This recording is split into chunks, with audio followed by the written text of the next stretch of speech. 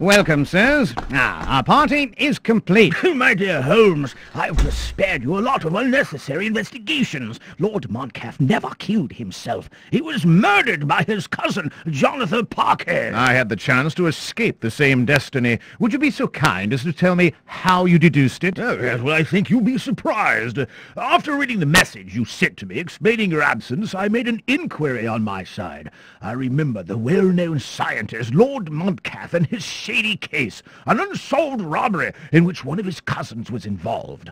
To tell you the truth, this man was not very honest. The police had quite a black record on him. After returning home, I found a letter. At first I thought it was yours, but in fact it was not signed by anybody. However, it confirmed all of my suspicions. Here, have a look. I know that you are looking for truth in the disappearance of Lord Montcalf. The last mentioned was murdered by his cousin, Jonathan Parker. You will find the body of the deceased in his own manor, under the bandages of K. Parseth, mummy, and the guilty one on the place of crime, probably pillaging his uncle's collection. Yes, quite an interesting study. I'm ready to reveal the mummy, but before I do, it's necessary to ask its master. Let me introduce you to Lord Montcalf. What does that mean? My dear Watson, your suspicions were not completely groundless. The only difference was that Lord Montcalf was never going to die. That is, really. But why on earth not? Father? Good heavens! Here is his daughter. What a coincidence, isn't it? Let me just run over the course of events, and you can contradict me if I go wrong.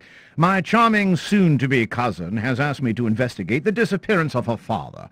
For this reason, she invited me to study the mansion. In fact, the idea was much deeper. I'm very thankful to you, miss. I now have the evidence that the mummies can walk.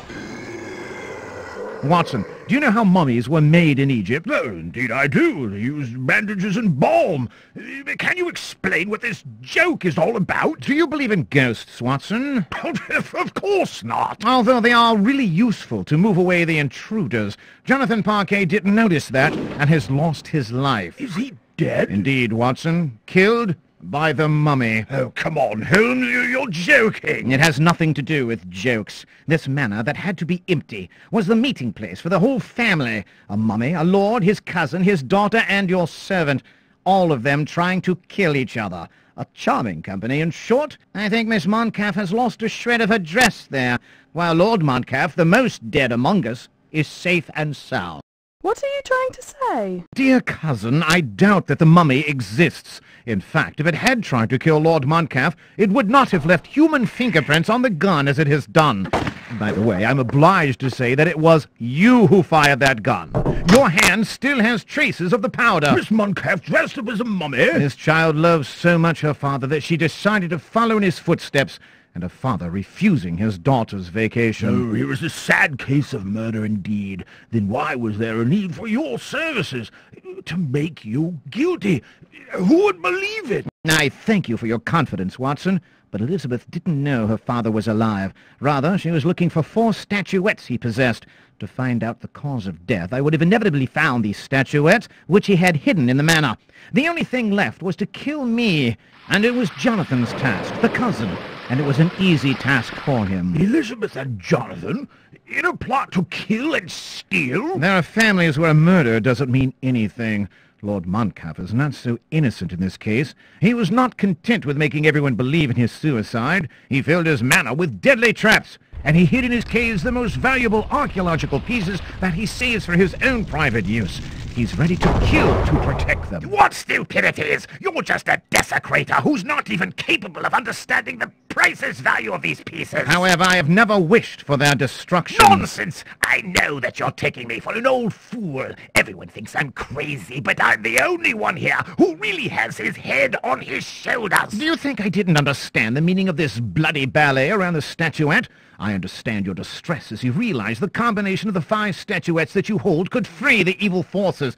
But you have already taken a gruesome way to death. You believe in reincarnation, then. Why not in immortality? Your paranoia has taken you into delusion, and your doctor's treatment has confused your judgment up to the point of disguising yourself as a living mummy and committing a murder. How can you make such accusations, and how can you believe such absurdities? Indeed, I don't believe at all in the power of these statuettes, as I don't believe in stories about curses.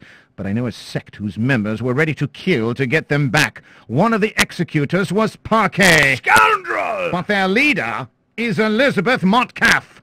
Lord Montcalf understood that, and in his madness he was divided into two, into a living mummy to commit the thing that was against his blood instinct, to destroy his daughter. What a tragedy. Human nature, Dr. Watson. You should see that every day in your patients and your vacations. Tell me, Madam Watson, did she have a good rest?